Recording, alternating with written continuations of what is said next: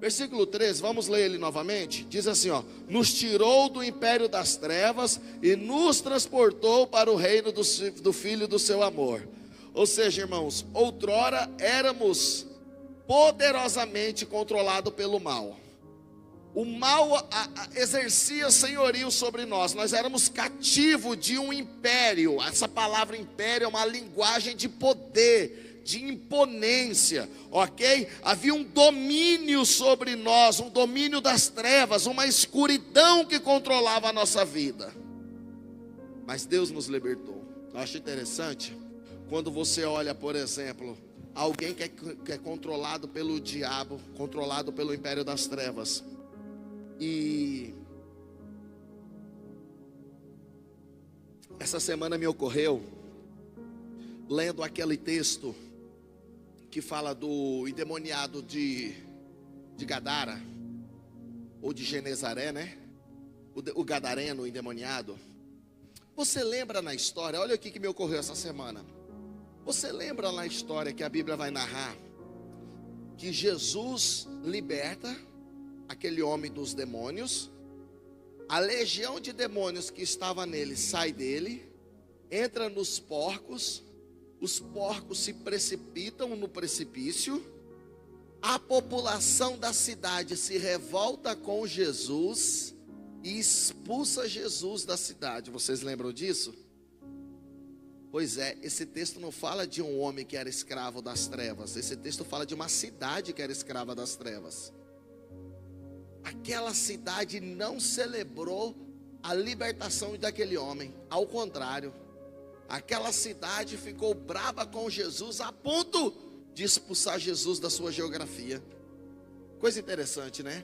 Então não era um homem, não era um endemoniado que era endemoniado simplesmente, mas era uma cidade endemoniada, um povo escravizado pelo império das trevas, a tal ponto de quando verem uma libertação sobrenatural que Jesus produzir, irmãos, a Bíblia fala que aquele homem ele era cerrado com grilhões, com correntes, e ele no alto do seu endemoniamento quebrava todos os grilhões.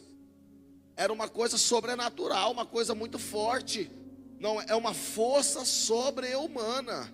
Parece que a gente está assistindo o filme de Hércules, vendo essas coisas, desses heróis gregos, né? Desses titãs gregos que gozava de uma força sobre-humana. Pois é, irmãos, é o caso desse cara aí, não é só uma mitologia não, é um fato. Eu ia dizer que é fato real, mas se é fato já é real, né, irmão? Então seria redundância. É um fato, foi um fato. Agora, aquele povo não celebrou a libertação do endemoniado, ao contrário, expulsaram bravamente, irritadamente, aquele que libertou o endemoniado. É uma cidade cativa do império das trevas, uma geografia cativa do império das trevas. Que coisa de louco isso, né, irmãos? Então, mas vamos lá. Eu quero falar de algumas características dessa redenção do império das trevas. São 4 características. Primeira característica, mudança de identidade. Quando você sai de um reino e vai para outro reino, você assume uma nova cidadania, porque você não está como um turista. Não é uma questão de turismo, ninguém sai do império das trevas para fazer turismo no reino de Jesus. A pessoa sai do império das trevas, agora ele era um cidadão do império das trevas, e agora ele tem uma nova cidadania, ele é cidadão do reino de Jesus. Há uma mudança de identidade, há uma mudança de identidade. Deus nos tira de um reino, porque essa linguagem de império e reino é basicamente a mesma coisa, né? Tem algumas nuances de mudança, de diferença, mas para nós quer dizer pouca coisa agora. Deus nos tira de um reino e nos transporta para outro reino. Há uma mudança de nacionalidade. Eu quero que você entenda uma coisa, que hoje você aqui na terra é apenas um peregrino. Você aqui no Brasil, você é um forasteiro, porque a tua nacionalidade está na Jerusalém celestial. Hoje o apóstolo falou bastante sobre isso, né? Então hoje o nosso nome está, a nossa nacionalidade hoje é da Nova Jerusalém, da Jerusalém celestial. Amém, queridos? Quantos gozam dessa nacionalidade, diga amém, dê um aplauso ao Senhor Jesus.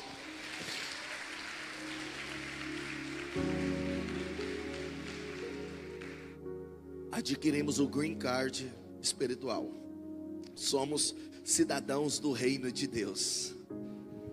Aleluia. Ele nos transportou. Nós pertencíamos a um povo, mas nós migramos para outro povo. Nós migramos para outra nação. Aleluia. Ele nos transportou. Esse verbo dá a ideia de uma migração. Nós migramos, nós saímos de um reino e fomos para outro reino. Isso nos lembra uma história lá do Antigo Testamento, quando o povo de Deus era escravo no Egito, mas Deus os transportou do império do Egito e os levou para o reino da promessa, para Canaã, para a terra da promessa. E hoje você e eu, nós estamos no mundo, porém não somos mais do mundo. Esse sistema mundano representado pelo Egito, nessa analogia do Antigo Testamento, nós saímos agora, estamos no deserto, estamos nessa caminhada rumo ao reino, a nossa nacionalidade espiritual, rumo à Nova Jerusalém, rumo à presença de Deus. Amém, queridos? Então isso é o que Deus fez conosco. Então, primeiro, uma mudança de identidade.